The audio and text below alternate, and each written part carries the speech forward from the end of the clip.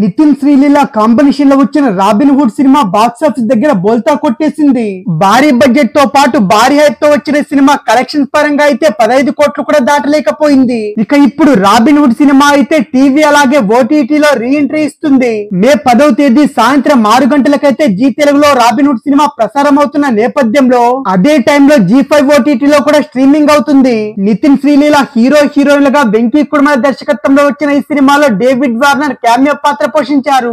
Box office వద్ద నిరాశపరిచిన ఈ cinema అయితే ఓటీటీ అలాగే టీవీలో అయినా హిట్ అవుతుందో లేదో చూడాల్సి ఉంది. నితిన్ శ్రీలీల కాంబినేషన్ లో వచ్చిన robin hood cinema box office దగ్గర బోల్తా కొట్టేసింది.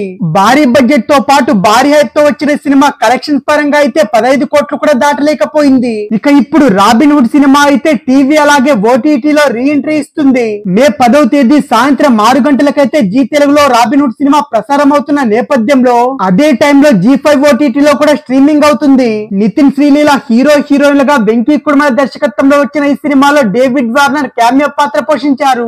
బాక్స్ ఆఫీస్ వద్ద నిరాశపరిచిన ఈ సినిమా అయితే ఓటీటీ అలాగే టీవీలో అయినా హిట్ అవుతుందో లేదో చూడాల్సి ఉంది.